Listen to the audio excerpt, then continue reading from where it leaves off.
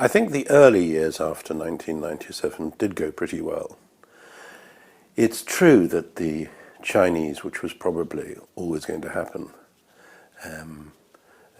cut off, contained the nascent moves towards a more accountable democratic system, and broke their word in doing so, because they'd always made it clear that the system should be determined by people in Hong Kong. That's what Lu Ping promised, it's what the foreign ministry promised. But that was sort of predictable.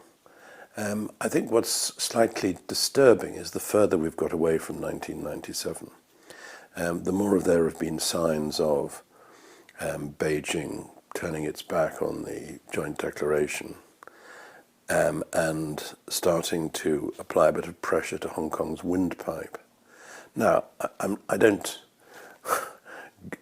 necessarily go along with the Taiwanese argument that there have been 160 or 170 or more breaches of the joint declaration. I think that's a bit excessive. But I think the attacks on the judiciary and the rule of law, I think the implied attacks on academic independence and excellence, I think that the constraints on the free press, at their worst, the sort of triad-like attack on Kevin Lau, but other issues as well. And I think the abductions in Hong Kong, without really anyone making a fuss about it. What did you think about those abductions? I thought the abductions were deeply worrying, because, I mean, if anything was a breach of the joint declaration, then that was. And what you start to think is that the Chinese are almost in denial about the joint declaration being a treaty with another country lodged at the UN. In the first part of the treaty, Britain undertook to do certain things for Hong Kong and Hong Kongers before 1997, and China had the right to object when it got something wrong, in China's view. Since 1997, China's been responsible to the people of Hong Kong for keeping to its side of the bargain on the joint declaration. And the fact that people now in Hong Kong, 20 years after the handover, are asking questions about what's going to happen between now and 2047 is rather worrying. So however, what I find impressive is that, in a way, the more that pressure has been put on Hong Kong, the more people in Hong Kong have asserted, in a patriotic way, their sense of Hong Kong Chinese citizenship. And I think that's an extraordinarily powerful thing, which goes, it's of course manifested nowadays in people like Joshua Wong, but it's also from their parents' generation as well, so that Hong Kong remains, despite the threatening behavior by Beijing, remains one of the most decent, free societies in Asia, with a very, very vigorous civil society. Well, I was going to say, do you think that the people's freedoms have been gradually eroded? Do you think their liberties have become worse? I think there has been some erosion of people's freedoms and of some standards. If you give the impression that you can only get on in the public service by towing the line, then inevitably it undermines the integrity of public service in a way which is ultimately pretty damaging. But all that said, I don't want to sound too negative about Hong Kong, because I still think that, partly because of people's sense of the relationship between economic freedom and political freedom, partly because of people's understanding of the importance of the rule of law, the most pessimistic things that people said about one country, two systems, people from Milton Friedman to, well, a lot of journalists, haven't come true. So I remain an optimist about Hong Kong, but worried about whether China will keep its word. you've obviously visited Hong Kong many, many times since the handover. How has the city changed? Well, its city's only really changed in the way that it always does, that it's the skyline's different every time. I mean, for the first few years, I didn't go back very much. I went back the first time, I think, when I'd just written a book partly about Hong Kong. And I've gone back, I suppose, every other year since then. And I will hope to be able to continue to do so. There were lots of things about our time as a family in Hong Kong, which made it very special for us and very happy. And I'd never want to turn my back on those. What is still true is, despite the fact that every time you go back, the skyscrapers are taller, the shopping malls are glitzier. All that's true. But you can still turn a corner and find a bit of traditional Hong Kong, a street market, a barber working in the street with, I can remember one scene so vividly, with a cigarette right at the very end of his fingers, and the other hand snipping away at the hair, and having a very animated conversation in Cantonese. So some of what has made Hong Kong special is still there. Jane Jacobs, in her book on the relationship between cities and growth, talks about urban clutter as being a reason for growth in a city. And I once said that to the late Lee Kuan Yew, who was one nobody should deny his success in Singapore, but he was always slightly envious, I think, of Hong Kong. And I said, well, there isn't social engineering in Hong Kong, unlike Singapore. People get on with their lives against a framework of values which are kept in place by the law. And he said to me, but if I had your people, my GDP would be 25% higher. And I said, but you wouldn't get people in Hong Kong to behave as though they were in Singapore. It's part of the wonderful charm of the place. When Europe was still committed to greater action by the state, to the state running industries and so on, Hong Kong, thanks partly to John Cowperthwaite, but also to people who recognized the importance which the Chinese society has put on getting on and looking after yourself. Hong Kong was exploding as a market economy and doing spectacularly well.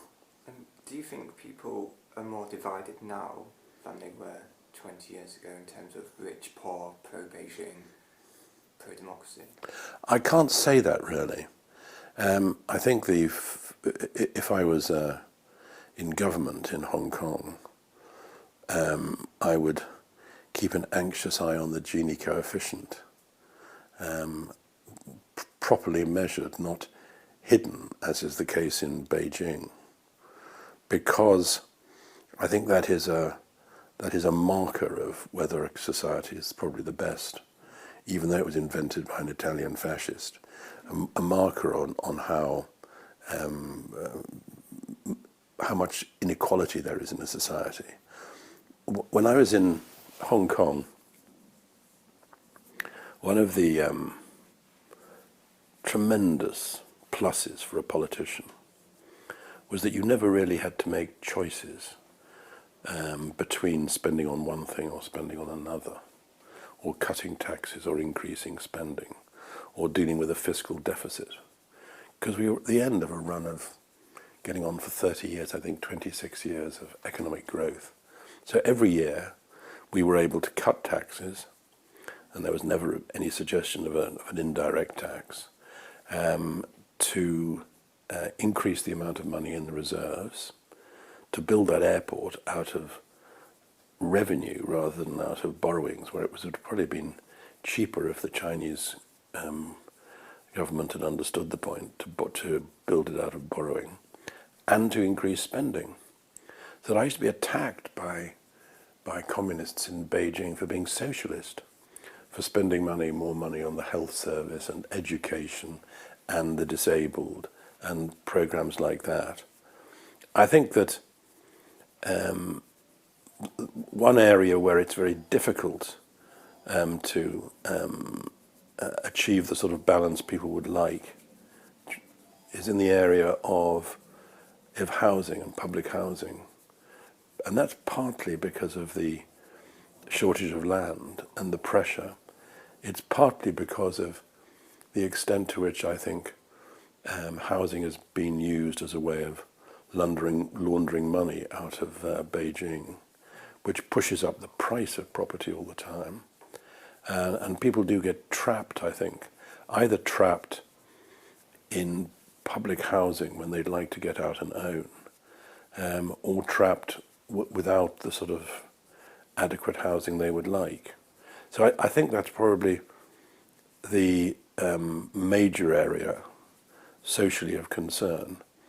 And I was sorry we weren't able to do anything about it when I was there. I think there was always a worry that if we moved too radically on the housing market, it might have a damaging effect on individual Hong Kong companies and on the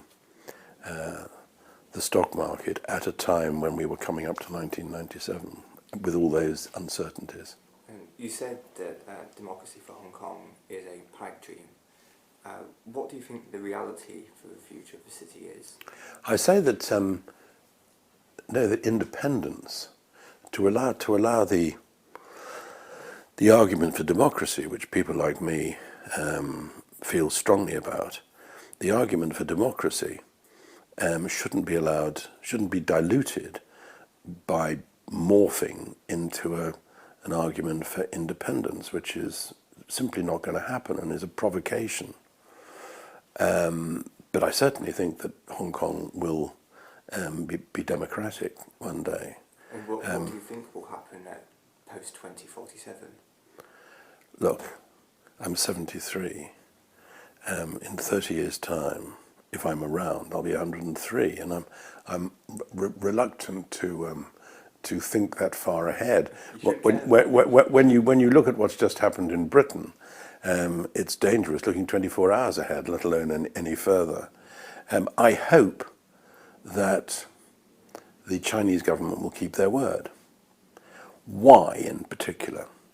Because of the position of people in Hong Kong, but also because I think that the rest of the world will be watching very carefully to see whether it's true that the Chinese keep their word. So do you think one system, one country, two systems will continue past 2047? Well, that's what certainly up to 2047, and the question now is whether the Chinese government understand what that means. The phrase "one country, two systems" is one which which officials in Beijing have parroted a great deal, repeated over and over again. But I sometimes wonder whether they've actually thought through what it means, what two systems, what the Hong Kong system actually means. And I think there's a shortage of knowledge and a paucity of imagination about that. When you hear some Chinese communist officials giving Hong Kong lectures about the rule of law, what do they know about the rule of law?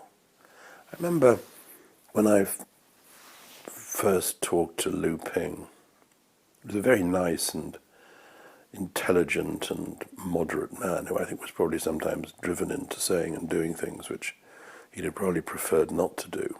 A wonderful English speaker and very interested in classical music, not least English classical music.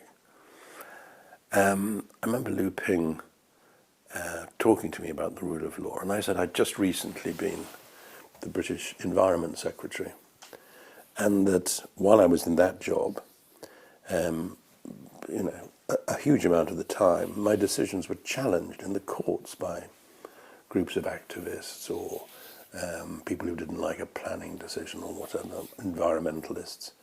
And I said, we'd go to court, there'd be a judicial review, and I never really knew whether I'd win or not, because the law applied to me, and it wasn't just me applying it to other people.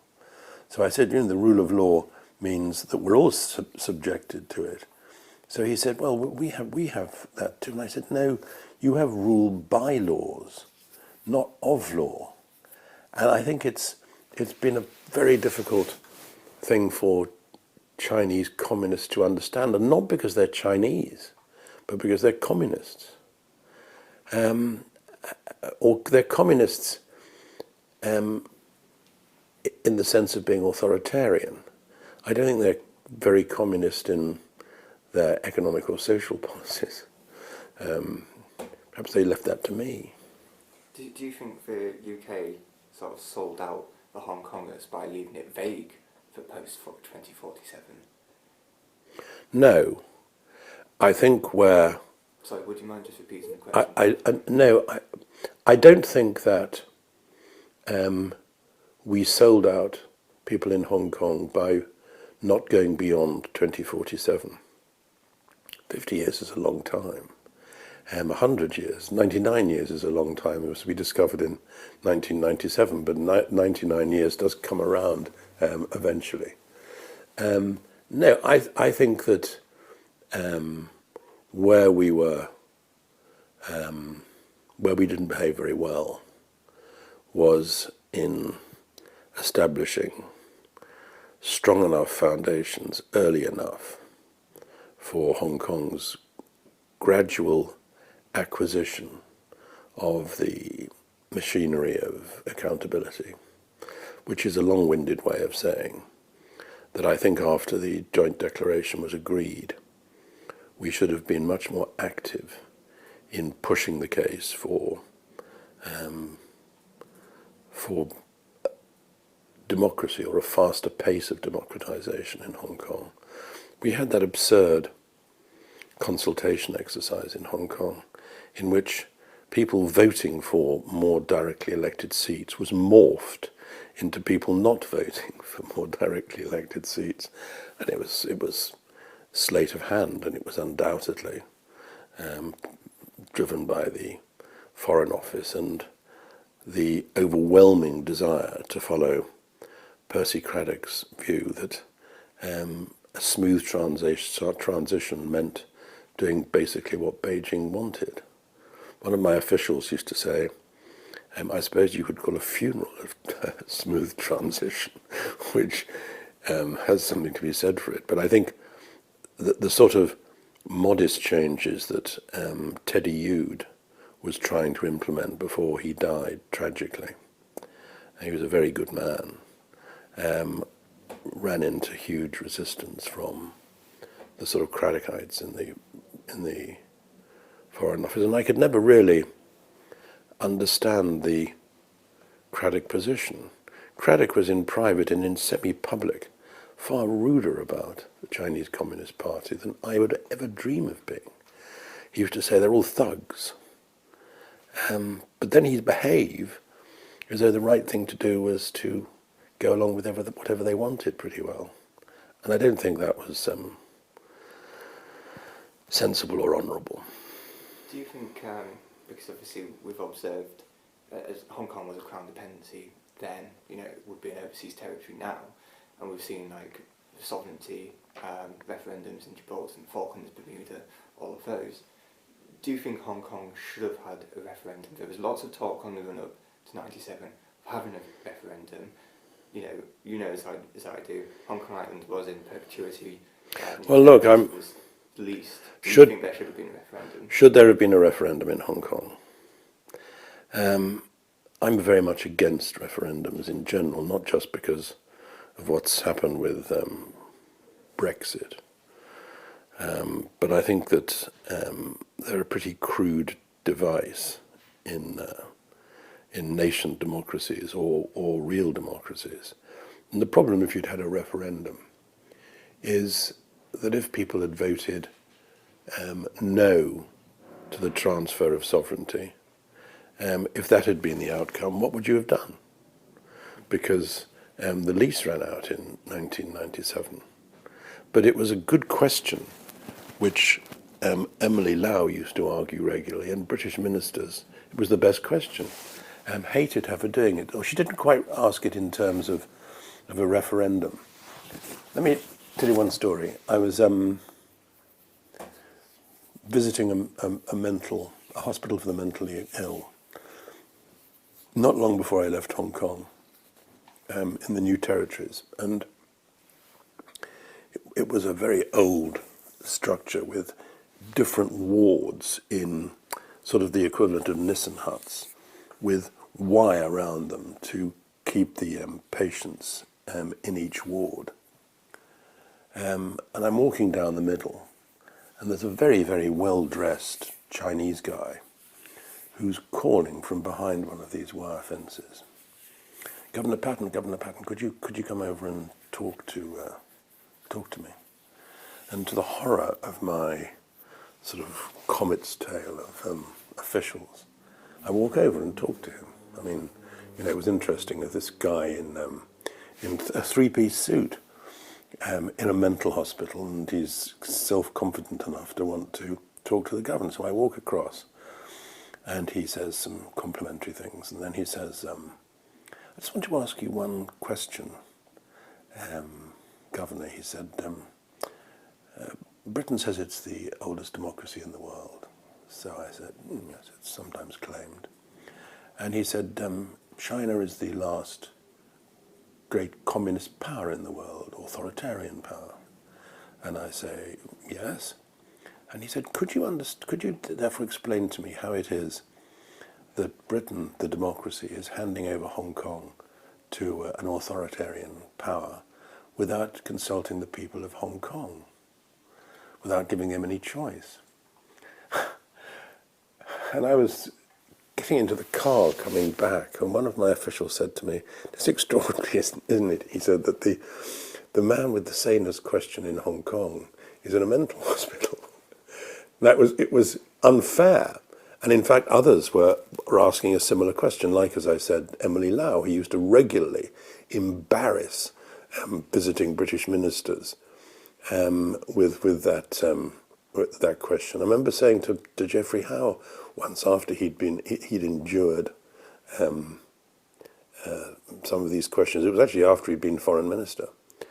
Isn't she wonderful? And he couldn't understand the point I was making, but she was going right to the heart of the matter. And the real answer was, I'm sorry, but there isn't anything we can do about it. And what we should do is try to give you as much as possible in the way of institutional development.